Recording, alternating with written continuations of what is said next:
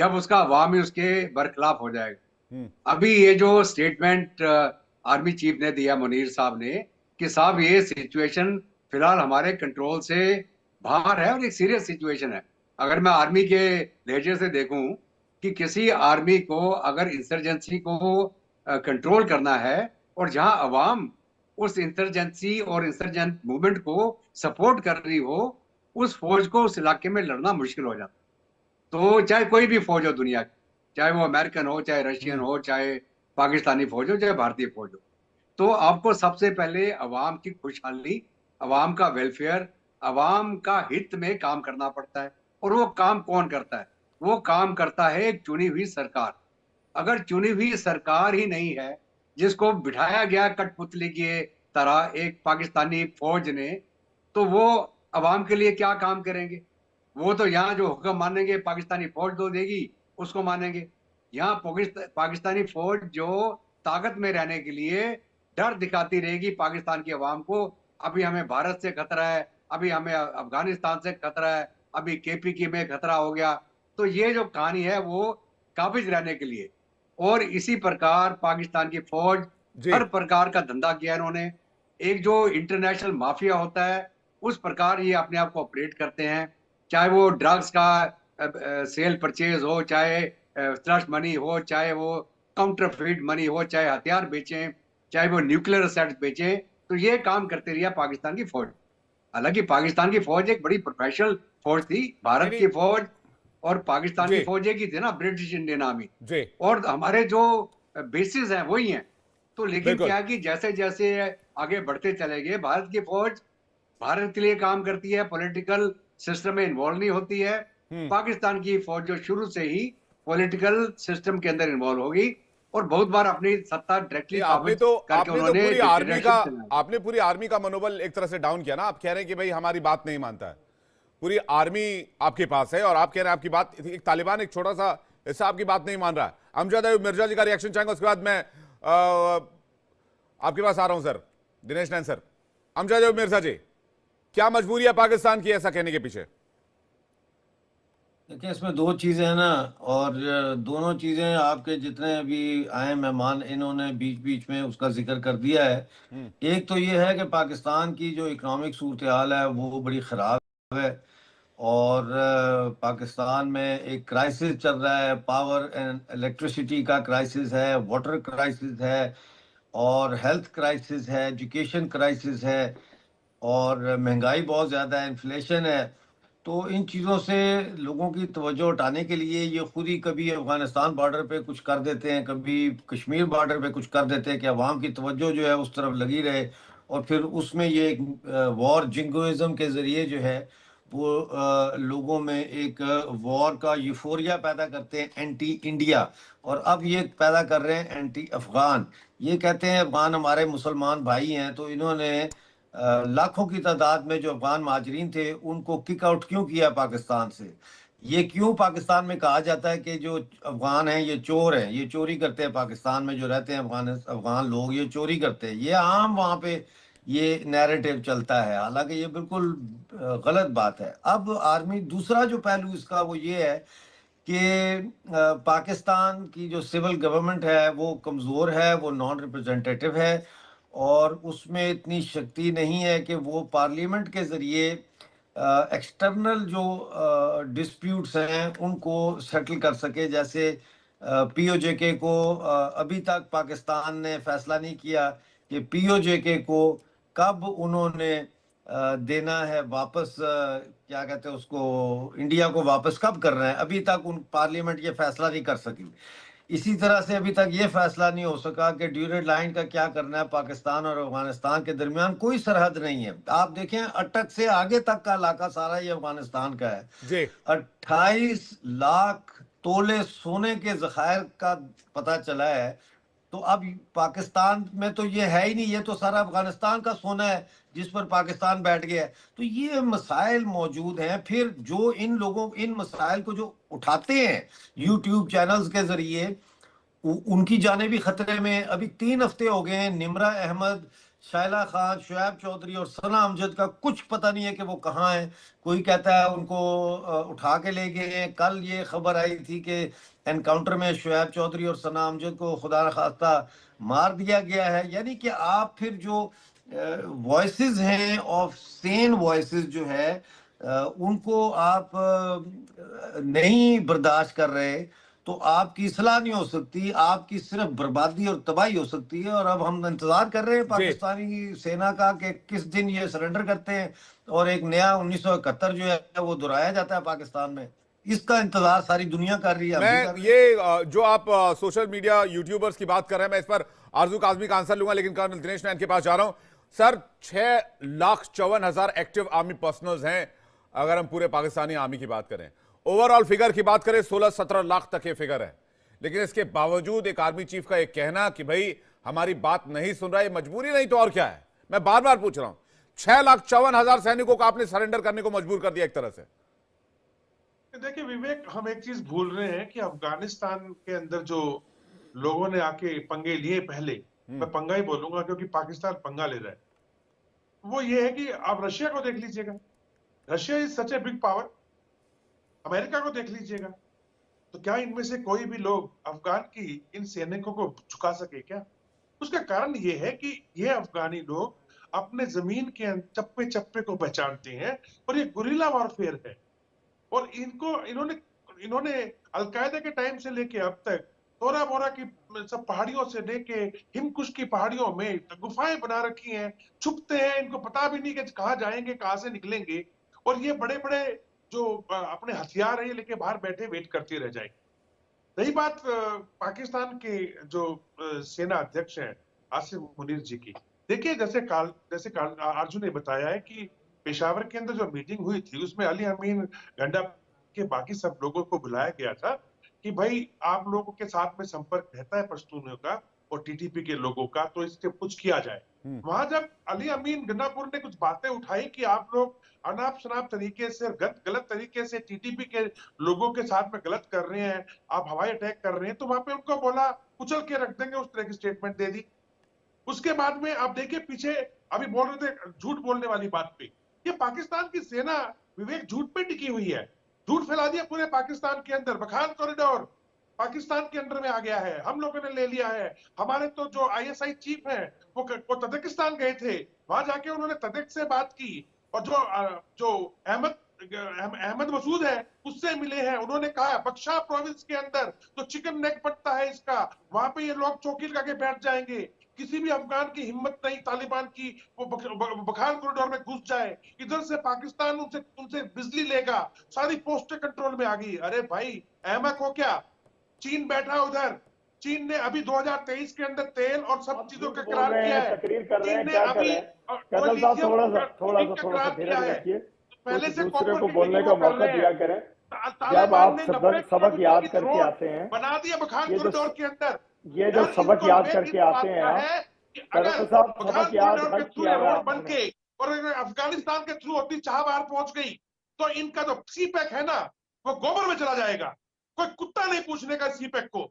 और ये सबसे बड़ा डर है इन लोगों का, इनकी कमाई कहां से आएगी। अब मैं आता हूँ इरशाद भाई के ऊपर। इन्होंने कहा झूठ नहीं बोलते।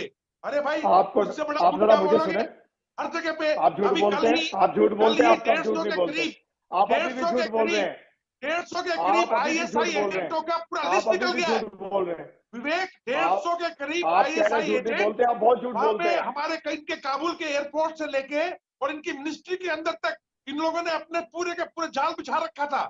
अब जब ये सब पता चल गया है अफगानिस्तान के अंदर तालिबान को, वो इनको बख्शने वाला नहीं है। ये कितने ड्रामे कर ले, बांग्लादेश, कश्मीर सब पाकिस्तान है, हम सब मुत्तहिद हैं, हम सब मुत्तहिद हैं और हम आपको सबक सिखाएंगे। खबर नहीं है, लेकिन ये भूल रहे हैं तुर्बत से लेकर के और जो अच्छा आप मुझे भी बोलने का मौका दीजिए। बड़ी तकलीफ की लंबी आपने बुरा हाल कर रखा है सेना का वहां पे।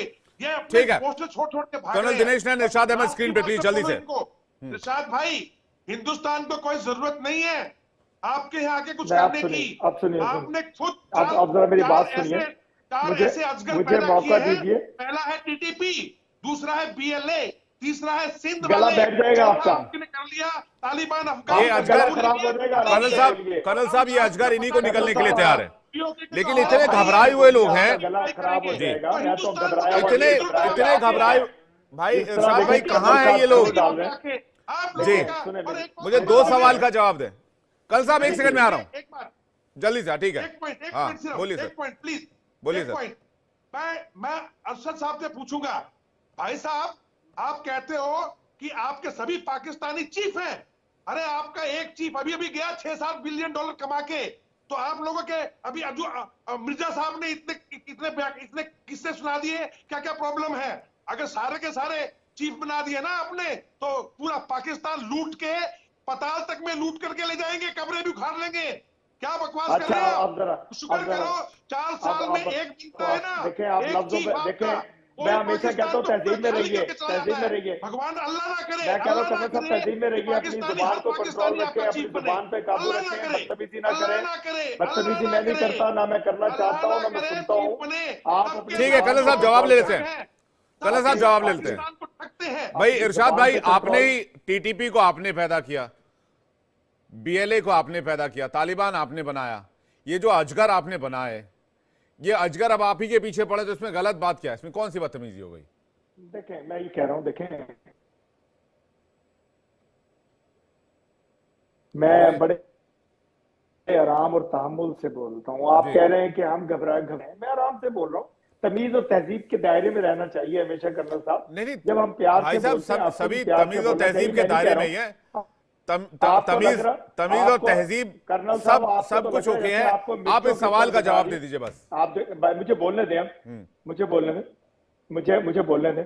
मैं कह रहा हूँ कर्नल साहब तो ऐसे चीखें मार रहे हैं जैसे इन्हें मिर्चों के ऊपर आपने बिठा दिया है और नीचे से धुनी लगा दी है इनको। तो बात ऐसा है कि जो हमारी अगर प्रॉब्लम है, हमें मालूम है कि हमने कैसे उसको हैंडल करना है और कैसे, मैं बार बार एक ही बात कर रहा हूँ कि कैसे दहशतगर्दों पे काबू पाना है, कैसे कैसे जैसे ये 12 यूट्यूबर्स गायब है, वैसे अपने मुखालफों से निपटना है। इरशाद भाई, जैसे ये 12 यूट्यूबर्स गायब है, वैसे ही प्रॉब्लम सॉल्व करेंगे क्या? प्रॉब्लम सॉल्व होगी अभी। 12 यूट्यूबर्स गायब हैं पाकिस्तान के, अगर बकौल आपके सच है तो पाकिस्तान के बाशिंदे गायब है, पाकिस्तान के इदारे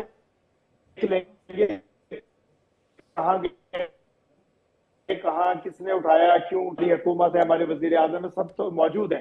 हिंदुस्तान को मिर्चें कैसी, हिंदुस्तान की प्रॉब्लम काहे की? देखें हमें पाकिस्तान को भाई आप लोगों को बोलने नहीं दे रहे, लोगों की आवाज दबा रहे हैं। ये तो आप क्यों चीखे मार रहे हैं? ये तो मानवता से जुड़ा विषय है, हम चीखे नहीं निकाल रहे हैं, तो सवाल पूछ रहे हैं। जी आपकी आवाज थोड़ी क्लियर नहीं आ रही, मैं चेक कराता हूँ। आरजू काजमी के पास जा रहा हूँ, उसके बाद विके दत्ता सर और अमजद मिर्जा आपके पास आ रहा हूँ। आरजू काजमी, ये जो मैटर है कि भाई जो भी पाकिस्तान के खिलाफ, तो खैर क्या ही बोलते थे ये यूट्यूबर्स, भारत की बड़ी तारीफ किया करते थे, यहाँ के पॉलिसीज की तारीफ किया करते थे या उन पर रिएक्शंस लिया करते थे। भाई आप तालिबान से तो दो हाथ कर नहीं पा रहे, इन मासूम यूट्यूबर्स को आपने पता नहीं कहां रख रखा है, क्या है नहीं है, कितने इसमें सेफ है नहीं है, बहुत सारे सवाल हैं सोशल मीडिया पर। आरजू काज़मी, देखिए डेफिनेटली मीडिया को तो यहाँ पर आप जानते हैं कि दबाया जाता है, और ये सिर्फ मीडिया की बात नहीं है। इससे पहले बलूचिस्तान में लोग बहुत शोर मचा चुके हैं और कहते रहते हैं, वहाँ पर भी मिसिंग पर्सन्स का इशू रहता है। और जहाँ तक यूट्यूबर्स की बात है या इनकी, तो कई उनमें से अब निकल कर आए हैं और उनका कहना ये है कि जी हमारे मोबाइल्स रख लिए गए थे, हमारे चैनल्स के पासवर्ड चेंज कर दिए गए हैं, उन्हें डराया धमकाया गया है कि जी आप भारत की तारीफ नहीं करेंगे या भारत के बारे में कोई पॉजिटिव बात नहीं करेंगे। तो ऐसा करने से कोई फर्क पड़ने वाला नहीं है, इसलिए कि अगर ये कंट्री में रहने वालों को डराएंगे तो बाहर भी तो पाकिस्तानी मौजूद हैं, वो भी तो बात कर रहे हैं। होना तो ये चाहिए कि इन्हें अपने आप को करेक्ट करना चाहिए, इनकी जो चीज़ें सही नहीं है जिसकी वजह से आज कंट्री की ये हालत हुई है, अगर ये उसको सही कर लें तो इन्हें किसी से डरा धमका के अपनी इज्जत नहीं करवानी पड़ेगी, लोग खुद ही इनकी रिस्पेक्ट करेंगे। लेकिन इनको ये बात समझ नहीं आ रही है और इसीलिए लोगों को डरा रहे हैं, धमका रहे हैं, बात करने से रोका जा रहा है, कभी चैनल के पासवर्ड चेंज कर देते हैं, कभी मोबाइल्स रख लेते हैं। तो ये सब चीजें यहाँ चल रही हैं और ये अब इंटरनेशनल मीडिया भी उठा रहा है, लेकिन उसके बावजूद हम ये देखते हैं कि कुछ भी ठीक होता हुआ हमें दिखाई नहीं दे रहा। ये आपके सामने है केपीके की जो नहीं, लेकिन ये बड़ी कमाल की बात है आरजू, ये बड़े कमाल की बात है कि भाई आप इन्फ्लेशन ले लें, आप महंगाई ले लें, आप बेरोजगारी ले लें, आप कर्ज वाला मैटर ले लें, आप तालिबान का थ्रेट ले लें, टीटीपी का थ्रेट ले लें, बीएलए का थ्रेट ले लें, इतने सीरियस कंसर्न होने के बावजूद मासूम निहत्थे यूट्यूबर्स को उठाकर उनको डराना धमकाना, अरे भैया आपका प्रॉब्लम एरिया कुछ और है। एग्जैक्टली देखें, आज के जमाने में 2025 में आप न्यूज को नहीं रोक सकते। आप 10-12 लोगों को चुप करा देंगे, बाकी लोगों का क्या है? लोग पाकिस्तान से बाहर से भी बात कर रहे हैं, पाकिस्तान के अंदर से भी बात कर रहे हैं, और वो जो एक डर खौफ पहले हुआ करता था ना लोगों को कि कुछ बोलेंगे तो ये उठा ले जाएंगे या ये मार देंगे, अब वो डर लोगों के अंदर से खत्म हो गया है। अब आपको ज्यादातर लोग ऐसे ही मिलेंगे जो बात करेंगे और बात उठाएंगे और उसके बाद डरेंगे भी नहीं। मुझे भी लेटर भेजा गया है, मुझे भी फोन करके डराया धमकाया जा रहा है, लेकिन जितने दिन बोल पाऊंगी जरूर बोलूंगी। और मेरा ख्याल है कि इन्हें लोगों को बात करने देना चाहिए, और अगर इन्हें ऐसा लगता है कि कोई सच बोल रहा है तो अपने आप को ठीक कर ले, करेक्ट करने में तो कोई नहीं रोक रहा। तो अगर ऐसा करेंगे तो इनकी रिस्पेक्ट भी हो जाएगी, लेकिन अनफॉर्चुनेटली यहाँ पर ऐसा होता हुआ फिलहाल दिखाई नहीं दे रहा। मिर्जा साहब, इस पर आपका रिएक्शन चाहेंगे, उसका दत्ता सर आपके पास आ रहे हैं। भाई तालिबान से तो आप दो दो हाथ कर नहीं पा रहे। किस चीज पे रिएक्शन आखिरी? मैं कह रहा हूं तालिबान से आप दो दो हाथ कर नहीं पा रहे, तालिबान को कह रहे कि भाई बात मानता नहीं है, आप यूट्यूबर्स को आप उठा ले रहे, जो पाकिस्तान की आवाम कह रही है, जो वहां के लोग कह रहे हैं, उसको लोगों तक नहीं पहुंचने देना चाह रहे। अरे भाई वहीं के लोगों की बात तो वो सुनवा रहे हैं, आप ही के लोगों की तो बात करवा रहे हैं। आपने तालिबान के सामने सरेंडर किया हुआ और आपने यूट्यूबर को धमकाने का धंधा शुरू किया हुआ है। ये बच्चे हैं, ये यंग जनरेशन है, बिल्कुल ही यंग है और एक्साइटेड हैं, नई टेक्नोलॉजी से एक्साइटेड हैं कि यूट्यूब के जरिए और सोशल मीडिया के जरिए उनको एक अनइमेजिनेबली वाइडर एक्सपोजर मिला है, तो they are very excited for content. और पाकिस्तान में क्यों इंडिया पे वो रिएक्शन की वीडियोस बनाते हैं? क्योंकि हर पाकिस्तानी हिंदुस्तान से मुतासिर है और वो जानना चाहता है कि हिंदुस्तान में डेवलपमेंट क्या हो रही है, और वो डिप्रेस हो रहा है ये देख देख के कि एक तरफ वो हिंदुस्तान जिसके खिलाफ हर वक्त 24/7 जो है पाकिस्तानी मीडिया, टेलीविजन, मौलवी, मस्जिदों में हर जगह उसके खिलाफ बात होती है, नफरत अंगेज हिंदुस्तान के खिलाफ बातें की जाती है। वो तो इतनी तरक्की कर रहा है, और जिसे कहा जाता है कि ये खुदादाद है, यानी खुदा ने, अल्लाह ने दिया है ये मुल्क हमें, वहाँ इतनी गुर्बत, इतनी करप्शन, इतना जुल्म, इतनी बर्बरियत, इतनी नाइंसाफी है, तो वो डिप्रेस है और वो जानना चाहता है इंडिया के बारे में। इसीलिए इनकी जो रिएक्शन वीडियोस हैं इंडिया को लेकर, वो लाखों में उनकी व्यूअरशिप होती है, तो वो एक्साइटेड हैं। उनको आपने उठा के ले गए, बहुत जुल्म है, ये बच्चे हैं, वो उनको छोड़ा जाए और फिर इंटरनेशनल लेवल पे मैं सोच रहा हूँ कि इसके लिए आवाज उठाई जाए। मैं national union of journalist UK को भी लिख रहा हूँ, ये बच्चों को छोड़ा जाए, मासूम बच्चों को। अभी ये खबर आ रही है कि पता नहीं चौधरी जो है अमजद, शुएब चौधरी और सना अमजद को एनकाउंटर में मार दिया है। इस किस्म की खबरें आ रही हैं, परेशानी वाली खबरें हैं ये। तो इस पे पाकिस्तान में आवाज उठनी चाहिए और पाकिस्तान में भी इसके खिलाफ जो है वो मुजाहरे होने चाहिए कि इनको बाजियाब किया जाए। जी ठीक है, मैं वीके दत्ता सर के पास आ रहा हूँ। वीके दत्ता सर, तालिबान पर तो पाकिस्तान का जोर चलता नहीं है। तालिबान से आप कह रहे हैं कि भाई आप बात कर लो, आपको भाईचारे का वास्ता है, आपको इस्लाम का वास्ता है, आप भी इस्लामिक कंट्री, हम भी इस्लामिक कंट्री, हम दोनों में भाईचारा है। और आपका जो जोर चलता है, यानी कि पाकिस्तान आर्मी का जो जोर चलता है, जो ताकत वो दिखाते हैं, वो मासूमों पर दिखाते हैं, बच्चों पर दिखाते हैं। अरे मजाक बना रखा है आपने, एक मुल्क का मजाक बना दिया, पूरी की पूरी आर्मी का आपने मजाक बना दिया। बच्चों से आपको क्या दिक्कत हो रही है? आप लड़िए तालिबान से, जाकर आपको लड़ना है तो आप अपना बॉर्डर सिक्योर कीजिए, आप डूरन लाइन सिक्योर कीजिए, जिसको तालिबान मानता नहीं है। इंडिया डेली के साथ सोहेल शाहीन अभी कल जुड़े थे दत्ता साहब, उन्होंने कहा कि भाई हम नहीं मानते हैं, डूरन लाइन क्या है? लाइन है। इसे एक ब्रिटिश सिविल अधिकारी डूरन ने खींची थी, इसलिए इसका नाम डूरन लाइन पड़ गया। यह बॉर्डर थोड़ी है, इस बॉर्डर ने हमारे लोगों को उस तरफ कर रखा है, हमारे परिवारों को तोड़ा है, हमारे लोगों को तोड़ा है। तो वो इलाका भी हमारा ग्रेटर अफगानिस्तान है। 6,54,000 सैनिक होने के बावजूद आप तालिबान के इस बयान का जवाब नहीं दे पा रहे। अरे बहुत पावरफुल आर्मी है, तो जाइए तालिबान से निपटिए और बच्चों को छोड़िए। दत्ता साहब देखिए, विवेक ऐसा है कि पाकिस्तान की फौज हमेशा उसके सामने दुआ सलाम करती है जो उससे ताकतवर हो। जो भी उससे कमजोर है उसके ऊपर वो अत्याचार जुल्म ढाएंगे और उसका अपनी ताकत का नजायज फायदा उठाएंगे। इन्होंने पाकिस्तान की आवाम को दबा के रखा हुआ है। पाकिस्तान के अंदर एक डेमोक्रेसी के नाम पे इन्होंने गवर्नमेंट खड़ी कर रखी है। वहां पे कोई फ्रीडम ऑफ स्पीच नहीं है, कोई फ्री मीडिया नहीं है, कोई इकोनॉमिक डेवलपमेंट नहीं है, कोई इन्वेस्टमेंट नहीं है, और पाकिस्तान की फौज हर एक जगह पे काबिज है। अभी जब एक फौज अपना काम छोड़ के और धंधों में लग जाएगी, वो जंग क्या लड़ेगी वो। अभी तालिबान के साथ ये पंगा लेंगे तो तालिबान इनको मारेंगे। तालिबान ने अभी एक मीर अली प्लान, आपको शायद मालूम भी होगा, उन्होंने वो प्लान बनाया है जिसके अंदर Afghan Taliban, TTP, Baloch liberation army और अल कायदा को मिला के, उसके अलावा जितने और वो छोटे छोटे गुट है पाकिस्तान के अंदर, चाहे वो सिंध के अंदर हो, चाहे वो और भी किसी इलाके में जो अपनी आजादी के लिए जंग लड़ रहे हैं, इनको ये पूरा कोऑर्डिनेट करके पाकिस्तान के अंदर ये तहलका मचाने वाले हैं। और अगर ये काम शुरू कर देंगे, ऑपरेशन चालू कर देंगे, जो मीर अली प्लान जिसकी चर्चा हो रही है आजकल, तो पाकिस्तान की फौज को ये समझ नहीं आएगा, वो अंदर लड़े बाहर लड़े, हिंदुस्तान की तरफ देखे, अफगानिस्तान